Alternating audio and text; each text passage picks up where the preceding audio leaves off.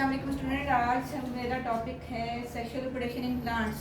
Last time हमने study किया था sexual reproduction in flowering plants में। हमने देखा था कि ग्रुप्स ऑफ प्लांट्स में किस किस्म की जो है रिप्रोडक्शन हो रही थी। आज हम सीड प्लांट्स को स्टडी कर रहे हैं। फ्लावरिंग प्लांट में हम देखेंगे कि कैसे जो है सेक्सुअल रिप्रोडक्शन जो है वो होती है।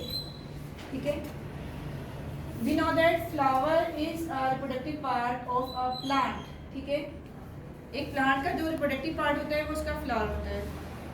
The flower has 4 whorls। The components of flower are arrange in whorls, घेरे होते हैं। ठीक है, एक पत्ती दूसरी पत्ती और उसके अंदर बहुत सारी पत्तियां। The 2 outer whorls are non-reproductive part, while the 2 inner whorls are reproductive part of a flower. Okay? Yes. Now come to non-reproductive part of flower. The outer whorl, the first outer whorl is known as calyx. What is the name of the outer whorl is? Calyx. Okay.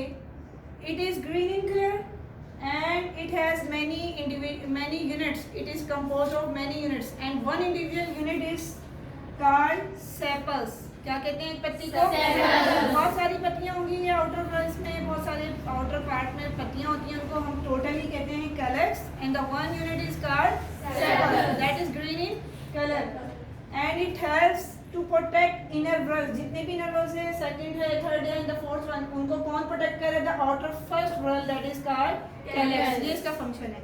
The second whorl is known as corolla. corolla नाम सुना ही होगा ना आपने? इसका होता है गाड़ी का होता है। तो फ्लावर का जो सेकंड whorl है, that is non reproductive part, is called corolla.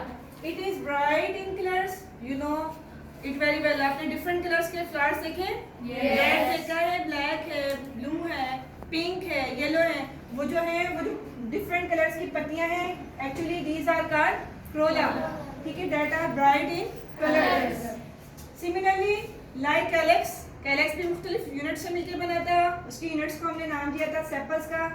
Like that individual units of corolla are called petals. क्या नाम है? Petals. And the function of petals are it attract insects, birds, bees for pollination because it is bright in colour. Bright colour होने की वजह से flower जो है वो मुख्तलिफ एजेंट्स को अपनी तरफ अटैक करेगा और वो उसके ऊपर आके बैठेंगे, तो फिर पोलन ग्रेन्स उनके साथ अटैच होंगे। जब पोलन ग्रेन्स अटैच होंगे वो जगह जगह पे जाएंगे तो वहाँ पे गिरेंगे और फिर रिप्रोडक्शन का प्रोसेस स्टार्ट होगा।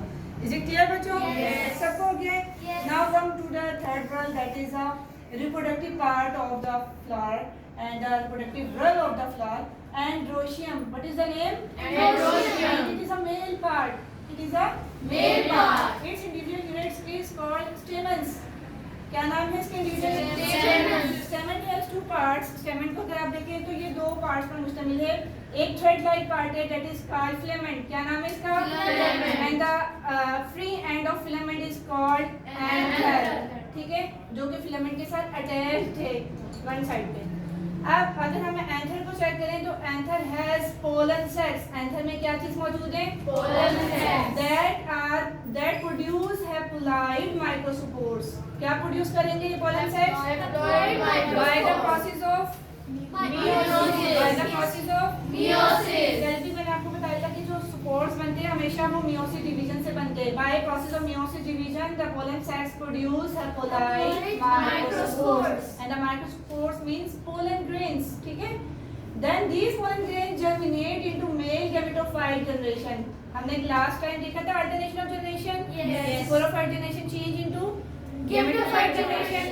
तो ये जो पोलन ग्रेन्स है ये जर्मिनेट होकर कौन सी जनरेशन बना रहे हैं बच्चों? Male gametophyte अब generation. इसमें होता क्या actually during it nucleus of microspore, क्योंकि हैप्लॉइड माइक्रोस्पोर में हो रही है डिवीजन का प्रोसेस। हैप्लॉइड माइक्रोस्पोर के न्यूक्लियस जो है वो अंडरगो होंगे कौन सी डिवीजन में? Mitosis. जब वो माइटोसिस होगा उनमें तो वो 2 किस्म की न्यूक्लियाई बनाएगा।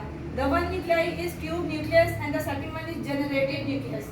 The tube nucleus is remains same but the generative nucleus again undergo mitosis. जो generative nucleus बना है second one उसमें माइटोसिस का प्रोसेस अगेन होगा और वो 2 स्पर्म्स बनाएगा। क्या बनाएगा? 2 sperms. अब जो मेल गेमेटोफाइट है वो किन चीजों पर मुश्तमिल है? उसमें हमारे पास जनरेटिव न्यूक्लियस है और 2 स्पर्म जो है ये मिलकर एक कौन सा पार्ट बना रहे हैं? Male gametophyte. Now come to to the fourth wall, that is called gynoecium, and it is also a reproductive drug of a flower, and it is female part of a flower, and its units is called carpels, and the second name of carpel is Pistils. pistils. ठीक है? Like stamens, stamen के two parts है. Carpel has three parts. Carpel made up of three parts. The basal, the lower part and the basal part is called ovary. Ovary. ठीक है? And the middle part is Style. and the upper part is Stigma. check it out. Stigma, style and ovary. Now come to the ovary. Inside ovary there are many ovules.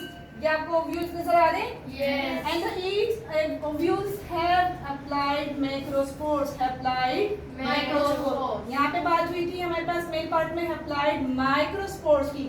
तो ये देखें mix नहीं करना. Microspore जो है वो थोड़े small in size होते हैं, माइक्रोस्पोर थोड़े Large large in in size size. होते हैं. So applied microspore germinate into female gametophyte by the process of Meiosis.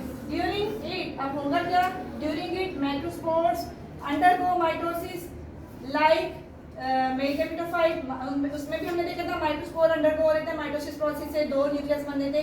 इसी तरह माइक्रोस्पोर भी माइटोसिस डिवीजन से गो टू होंगे और वो दो किस्म के स्ट्रक्चर्स बनाएगा. Number one is access and associated structure. Associated structure का नाम क्या है? Fusion nucleus. ठीक है? These are the structures of female gametophyte.